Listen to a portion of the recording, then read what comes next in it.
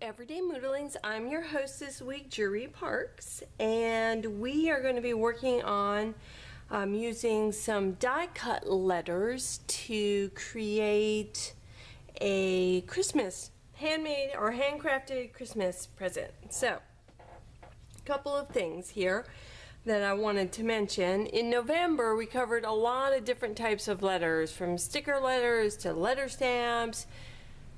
And one of the things we didn't get a chance to cover is letter die cuts. So I wanted to focus on those for this present. Plus like I said, I wanted to make something that you could give as a homemade gift or a home-crafted gift that really doesn't look too homemade.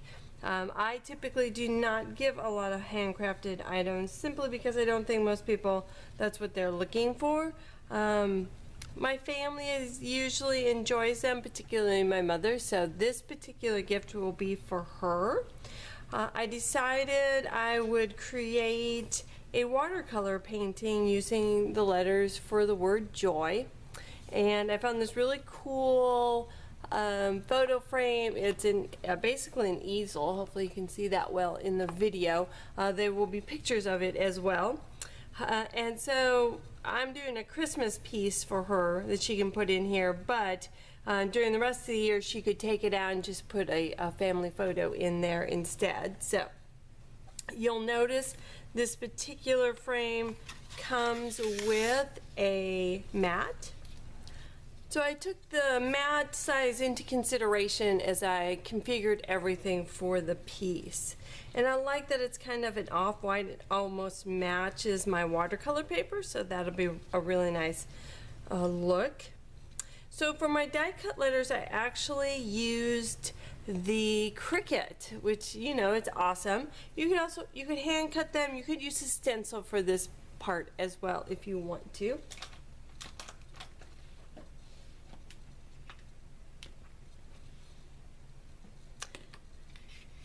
Now let's talk about the setup here a little bit and what I'm using other than my die cut letters. I am using 140-pound cold press watercolor paper, and that means it is rough. And I have taped it down to a piece of foam board, which is what I prefer to use. It gives it a little cushiness, and they're inexpensive and lightweight, and so I got 5 in a pack so I can set up multiple items at one time. Now, why do you tape it down? Well, if you add water to paper, it's going to buckle, period. No matter how thick your paper is, it's going to buckle. So you can size it, but for a piece this small, I'm really not worried about sizing it. What I'm worried about is the fact that when it dries, as it dries, it's going to shrink back down, and I want it to shrink back to the original shape. So taping it down will help that. I also wanted to create a decal edge, and so I did that by tearing tape. Now, this is painter's tape. That works just fine. Only thing you need to remember is that you need to be sure that your paper is completely dry before you take it up. Otherwise, you're going to rip your paper. So, but go ahead and let it dry completely. And overnight is great if you need to. And then pull it up, and it'll be fine. It'll be good. Particularly, you know, after it's dried, then it's going to be nice and flat. So you wouldn't want to take it up before it's dried anyway, because then you lose the point of taping it down. So, and I usually let things dry overnight. And I make sure to think about your mat size. I wanted to make sure the decal edge is going to be seen inside the mat. For my watercolors, I am actually using Twinkling H2Os. This one is a nice deep red, and this is actually one of their whites. It's got a little bit of a red tint in it. It works best on black paper, but what I'm going to do is I'm actually going to mix these two together. We're going to use straight red, and then we're going to use a mix of red and white to give us a little bit of a pink color there, so I can get some variation in my watercolors. Now, Twinkling H2Os are watercolors. They just have mica in them. And you do have to activate them. They are a pan watercolor, and I've been adding water in there to kind of get them all activated. I'll pull it out and I'll put it on this little plastic palette that I have to kind of mix them together. And then I am using a Cotman watercolor paint brush. This is a great kind of medium range paint watercolor paintbrush to go ahead and add my color. You will also need some water, obviously.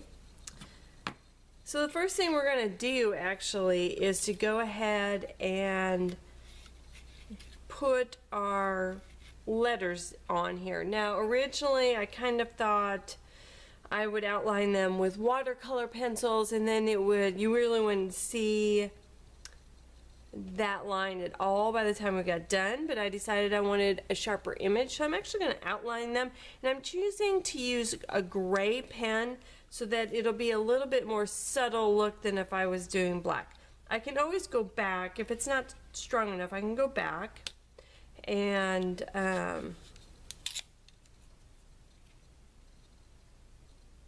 add in some black. Now I'm taping it down a little bit on the side. When I get to that side, I'll move it over to the other one. I'm going to be tracing the O completely because I want it to appear like it's sitting on top of the other letters.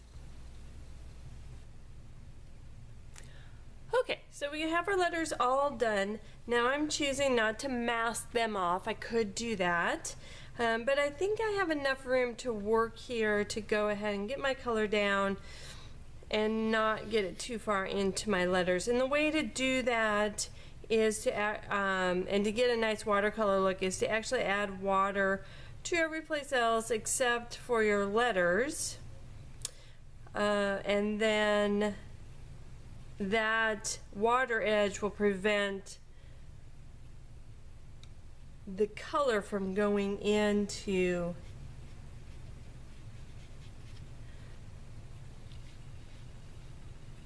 your letters, but will still give you a really nice watercolor look. So I'm adding water to everywhere except my letters. So just to make the video easier for me to get done, I'm using a multitude of brushes to achieve so that I can work quickly rather than having to clean up in between.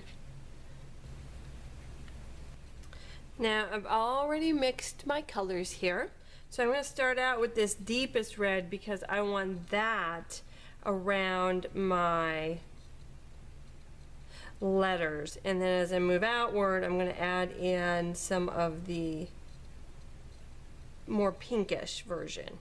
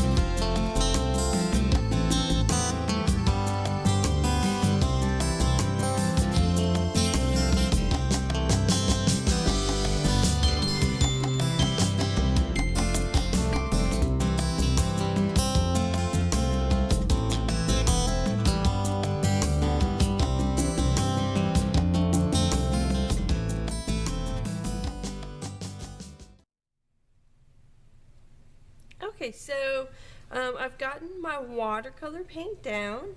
I can already tell I'm going to want to go back to these letters and do some accenting around them with some black ink. But in order to do that, I have to wait for it to dry. I know, it's so awful, isn't it? I do a little bit more touch up in here, but I'm feeling pretty good about where it's at right now. I think once I go back and do a little bit of work around the letters, it'll bring it together a little bit more. So now it's the hard part. I gotta sit and let it dry. Once it's all dry, I'll come back and we'll finish up the letters and we'll take away the tape and you'll see the final product. Okay, so our piece is dry and I've already started to go back and sketch out the word joy. I left the letter Y so you can see kind of what it looks like before we get started. Now, if I wanted not to have to go back and sketch, because what I don't like about this is it's just a little too ragged, not defined enough, so I'm going to go back through and kind of do more of a sketch line outline on it. You could also do some masking around the letters to get a crisper image. But I'm going to go back with a pen and a couple of different sizes. I'm using extra small and small. These are Faber-Castell Pitt pens. They are permanent.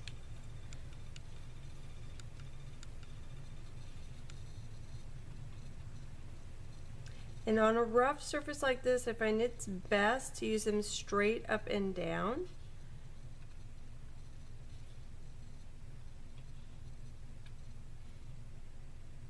And I'm using the extra small on the first go around.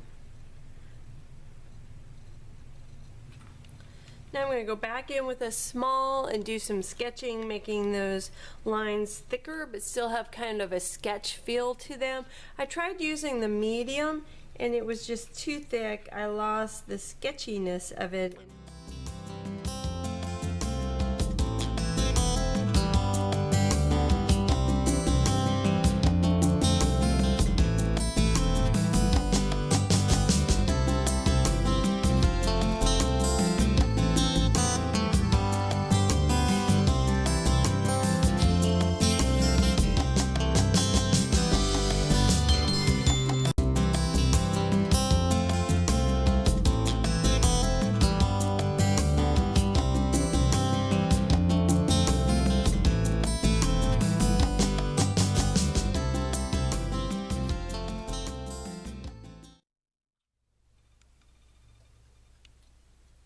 Okay, so it's just about time to take the paint off and put it back into our frame so that you can kind of see the finished project. Couple of public service announcements. Make sure that if you're using twinkling H2Os, make sure they're completely dry before you put the lid on. If you don't, sometimes the lid will get stuck to the jar. Also, it helps if you're using, you got to be careful sometimes about the water that you use. I've never had any problems with tap water, city water, but if you use well water, I would not use well water to activate these. You run the risk of having some mold develop in there, but it's better if you actually let them dry before you close them up. That'll help with that as well. And finally, make sure you clean out your brushes when you get done with them.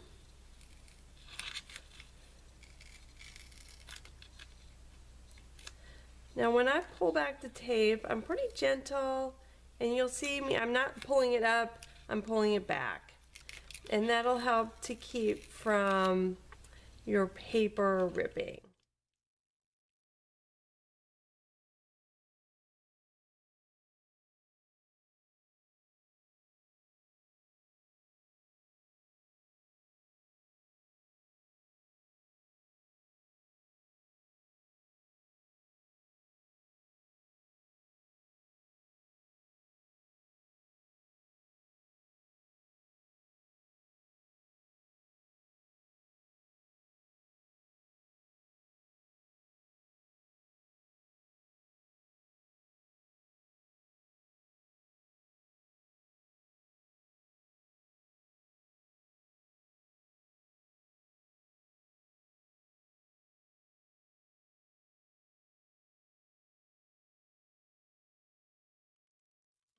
Now you can see the decal edge. Now I'm choosing to keep mine fairly plain and simple.